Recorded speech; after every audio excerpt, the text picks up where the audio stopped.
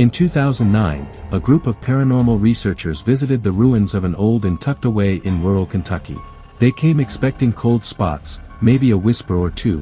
What they didn't expect were the shallow indentations in the soil behind the property, 43 of them, aligned perfectly, marked with nothing but time and rot. This is not fiction. This is the story of the Cunningham sisters, who in 1847 promised weary travelers comfort, warmth, and something they called love. Before we dig deeper into the 43 graves of Millbrook Inn, subscribe to the channel for more dark American history and mysteries buried beneath forgotten soil. The town that vanished. Millbrook doesn't appear on most modern maps. Blink and you miss it. But back in the mid-1800s, it was a small but busy junction for travelers moving between Lexington and Louisville. And at its center was the Millbrook Inn, an elegant, ivy-draped house run by two sisters, Eloise and Maribelle Cunningham. They were well-spoken, graceful, and always smiling. And most importantly, they never turned anyone away. Soldiers, salesmen, vagabonds, all were welcome. The sisters' reputation. Locals said the inn was magical. Guests arrived tired and left utterly enchanted. The beds were warm, the food tasted like memories you'd forgotten, and the sisters, always so kind. Too kind, maybe. Because some guests never left, and no one asked why. Until one woman did. The letter that changed everything. In 1864, a schoolteacher named Frances Whitcomb wrote to her brother, an army medic stationed in Tennessee. She said she was staying at the Millbrook Inn, described the sisters as too beautiful for reality, and the place as soothing, like being slowly erased.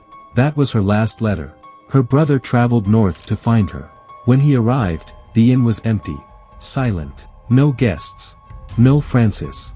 The sisters smiled and said she'd left days ago. But something in their eyes told him the truth. He ran to the sheriff, dug up the land behind the inn.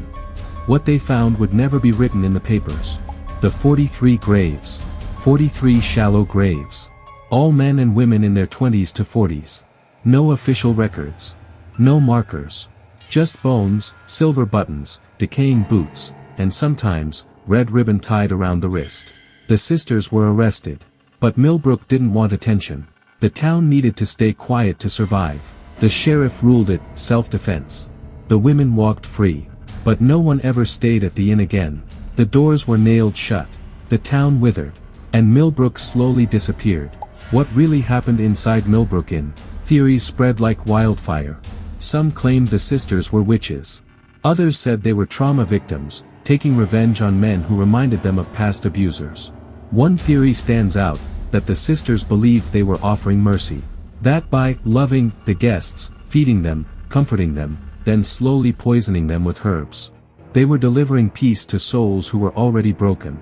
The strange part, none of the bodies showed signs of violence. No stab wounds. No blunt trauma. Just a stillness in the bones. A calm.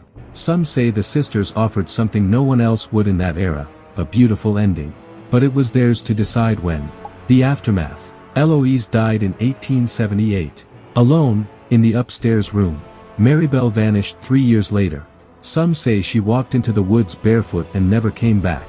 Others believe she's buried among the 43. In 1972, the property was sold to a mining company.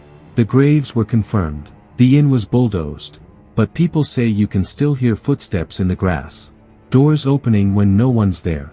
And some visitors say they feel warmth. A hand brushing their shoulder. A woman's voice whispering, "You can rest now." What the Cunningham sisters did was either mercy, or murder. Maybe both. Maybe something else entirely. But the 43 graves behind Millbrook Inn are real. And love, when twisted, can become something unrecognizable.